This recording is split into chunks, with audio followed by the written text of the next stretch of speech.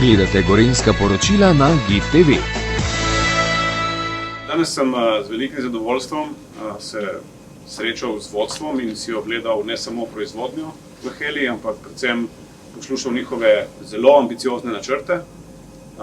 Neambiciozne samo z velika investicije, ki je že v teku in ki je tudi za slovenske razmere velika, saj presega 100 milijonov evrov, in po tem, kar slišim, se bo še vedno precej povečala v prihodnje.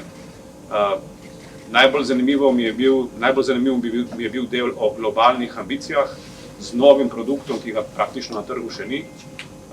Tako da o tem boste povedali sami več, ne bom jaz hvalil njihovih produktov, ampak najraje vidim to, da se v Sloveniji razvija nove globalne produkte, ker mislim, da je to edina pravilna pot za to, kako naj se naše gospodarstvo razvija.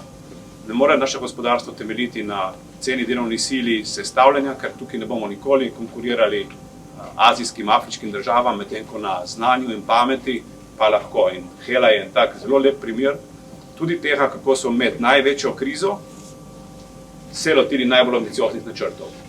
To je tudi sporočilo vsem nam, tudi vladi, da takrat, ko je kriza največja, in danes smo v taki situaciji, ne smemo nikoli opustiti razvojnih načrtov in jih ne bomo.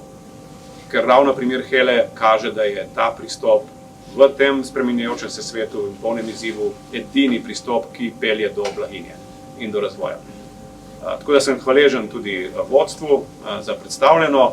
Pogovarjali smo se tudi o tem, kako lahko vlada pomaga, pa ni investicija od tega odvisna, pri tem, da bo njihov razvoj še bolj vzdržen, še bolj trajnosten, in zmenjali smo si nekatere poglede in verjamem, da bo potem, kar smo slišali, dejansko v roku leta ali dveh, mogoče bomo spet stali tukaj in se pohvalili, da so investicija ne samo, da je zaključena prva faza, ampak da je tudi štartala druga. Pomembno pa je to, da Slovenija ostaja na zemljevidu najnovejših trendov, digitalnih in pa zelenih, in pa da je avtomobilska industrija ena tistih industrij, ki Sloveniji dejansko prinaša ne samo delovna mesta, ampak tudi eno najvišjih dodanih vrednosti.